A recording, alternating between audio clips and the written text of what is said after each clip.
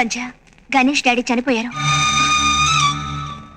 తెలిసింది. గణేష్కి ఇప్పుడు నాన్నే కాదు, నాన్న వాళ్ళు కూడా ఎవ్వరూ లేరు. చూడు సంధ్య, రామపాదం తాకి రాయి అహల్యగా మారిందంటారు. కానీ రాయి లాంటిది మనసు మార్చడానికి ఏ దేవుడు దిగి రావాలి? మగాళ్ల సైకాలజీ నాకు బాగా తెలుసు.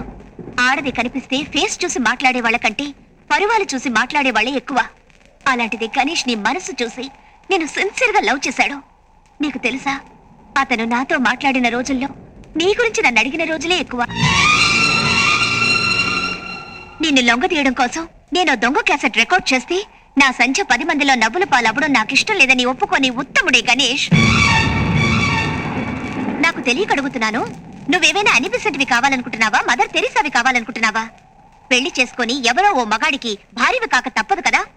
ఒక ఆడదానికి గోల్డ్ మెడల్ సాధించడం కంటే గోల్డ్ మెడల్ లాంటి భర్తని సంపాదించుకోవడమే ముఖ్యం. ఎప్పటికీ ప్రేమకి స్పందించని మొదటి వ్యక్తిగా సంధ్య మిగులుతుందని ఛాలెంజ్ చేశావు. నువ్వే నెగ్గేవే. ఈ విజయంతో ఇంకో 10 మంది కుర్రాళ్ళని పిచ్చి వాళ్ళని చేసి నీ చుట్టూ తిప్పుకోవే.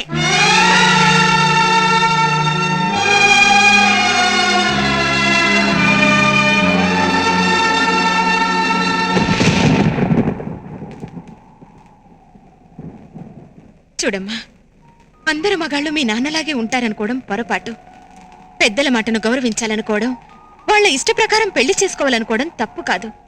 కానీ బిడ్డల మనసు అర్థం చేసుకోవాలని మీ నాన్న లాంటి తండ్రులున్నప్పుడు నీ జీవితం కోసం నువ్వు ఒక మంచి నిర్ణయం తీసుకోవడం తప్పు కాదు. నీ కాపురం నా కాపురంలో నిప్పుల బోను కాకూడదమ్మా. నీకోసం ఆ అబ్బాయి పడుతున్న తపన వింటుంటే నువ్విప్పుడు సాధించాల్సిన నిజమైన గోల్డ్ మెడల్ ఆ అబ్బాయి అనిపిస్తోంది.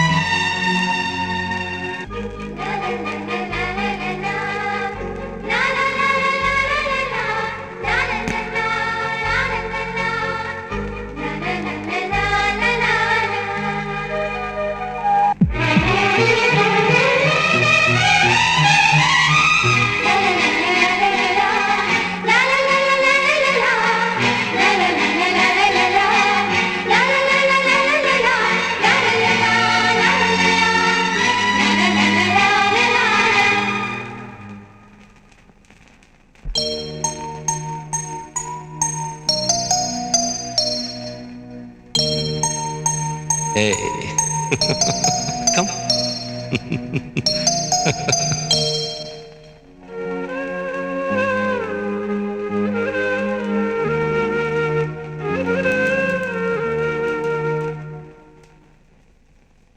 గణేష్,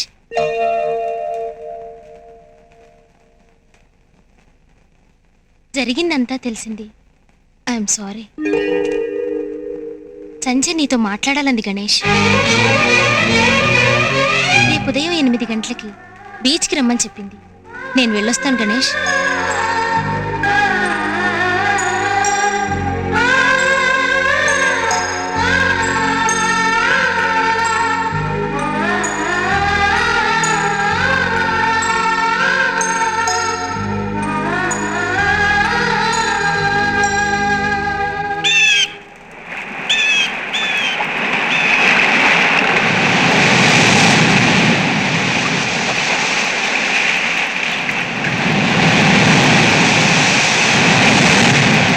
గణేష్, నీతో ఎన్నో విషయాలు మాట్లాడాలనుంది.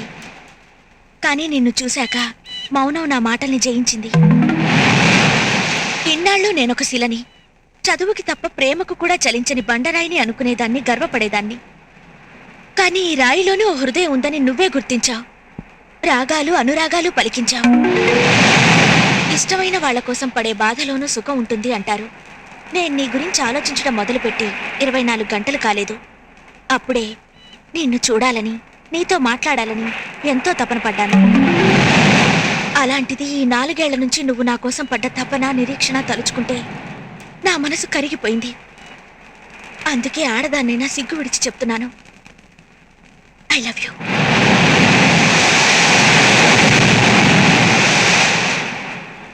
ఇంకొకసారి చెప్పు. I love you. మరొకసారి చెప్పు. I love you. ఈ ఒకే ఒక్క మాట కోసం ఇన్నాళ్ళు బ్రతికాను. అవసరమైతే చావాలనుకున్నాను.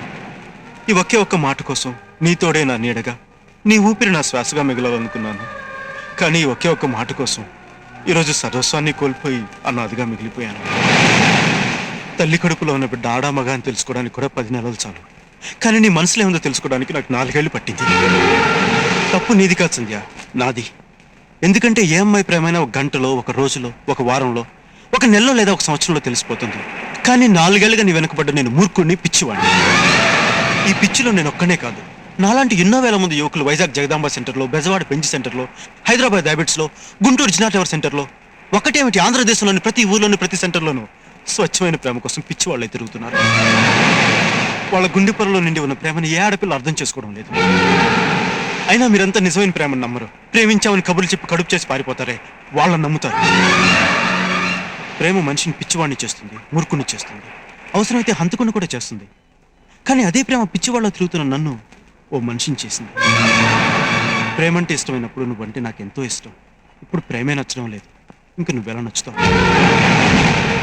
ప్రేమ కావాలి కావాలి అని వెంటబడ్డప్పుడు ప్రేమ దొరకదు. వద్దని పారిపోతుంటే అది మనల్ని వెతుక్కుంటూ వస్తుంది. అయినా ప్రేమంటే వాడు తెలుసుకోకుండా చావడం కంటే తెలుసుకొని మర్చిపోవడం మంచిది. ఒక మనిషి జీవితంలో 4 సంవత్సరాలు చాలా విలువైన కాలం. ఆ కాలంతో పాటు చదువుని బాధ్యతల్ని వదిలేసి పెద్దల మాటను పెడిచేవని పెట్టి ప్రేమంటూ తిరిగి సర్వస్వాన్ని పోగొట్టుకున్నాను. ఆఖరికి కన్ను తండ్రికి తలకొరి పెట్టలేని దౌర్భాగ్యం అయ్యాను.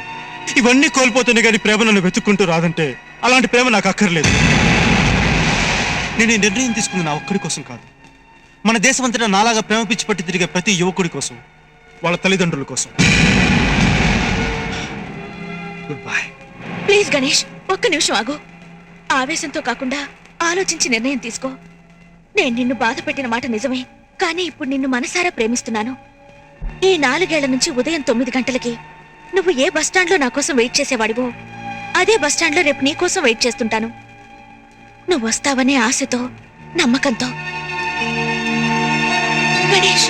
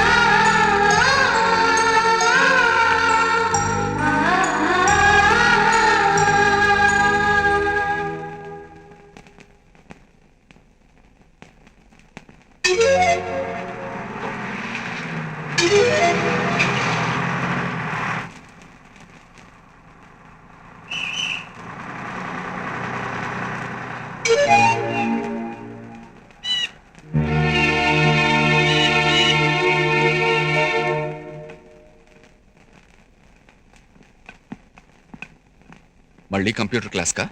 లేదురా, ఉద్యోగానికి.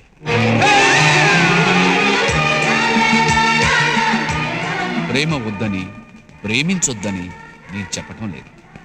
కానీ ప్రేమించి గాయపడిన వాళ్ళకి మా ఈ నిర్ణయం ఒక మందు కావాలని మాత్రం కోరుకుంటున్నాం. బాధ్యతలు తెలుసుకుని మంచి మార్పుతో ముందుకొస్తున్న ఇలాంటి యువతరానికి ఇదే మా సుస్వాగతం.